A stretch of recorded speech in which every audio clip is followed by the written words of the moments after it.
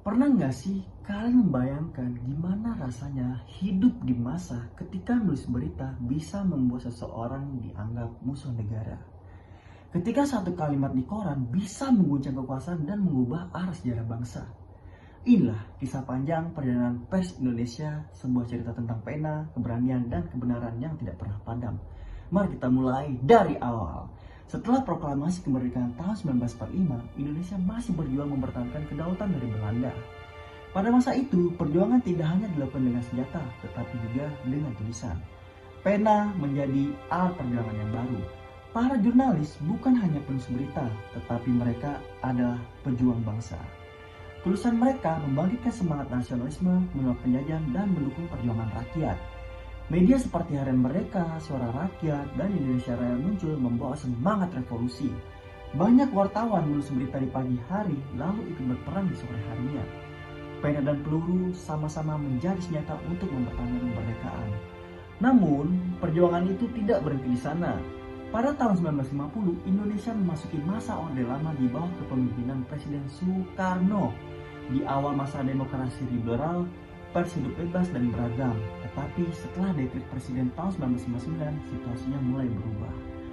Pers diarahkan untuk mendukung ideologi Nasakom, yaitu nasionalisme, agama, dan komunisme. Media yang berani mengkritik pemerintah itu pasti bakal diberedar dan banyak redaksi dipaksa tutup. Jurnalis kehilangan kebebasan dan mereka tidak lagi menulis untuk rakyat, melainkan untuk kepentingan penguasa. Pers yang dulu menjadi suara kebenaran kini berubah menjadi alat kekuasaan. Pada tahun 1966 menjadi titik perubahan besar. Soekarno turun dan masa Orde Baru dimulai di bawah Presiden Soeharto. Pada awalnya, rakyat berharap akan ada stabilitas dan pembangunan ekonomi. Namun, harapan itu berubah menjadi ketakutan ketika kebebasan pers kembali dibatasi. Setiap media diwajibkan memiliki izin penerbitan yang disebut juga dengan SIUP, Surat Izin Usaha Penerbitan Pers. Satu kesalahan saja bisa membuat izin dicabut dan media tersebut ditutup.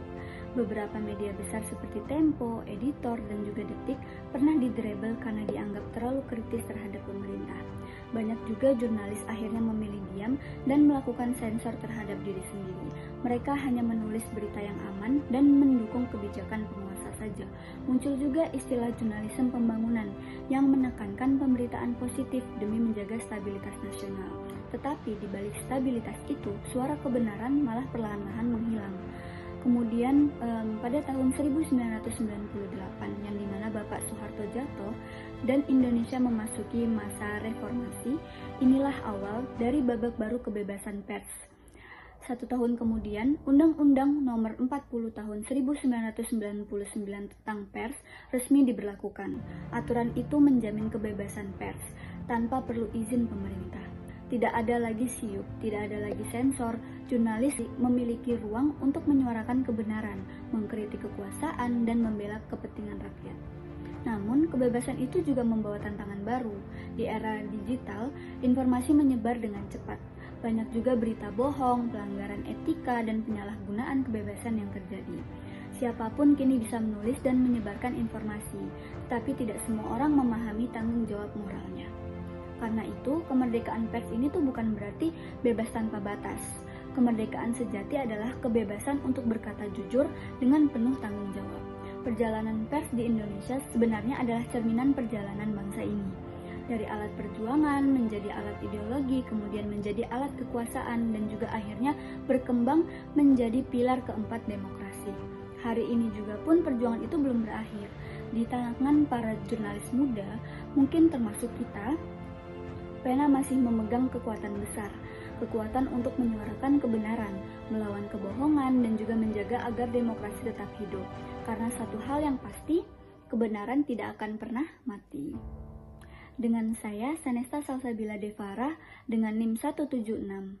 Dan saya Revali Burhan dengan NIM 226. Mungkin itu saja cerita perjalanan pers Indonesia pada kali ini.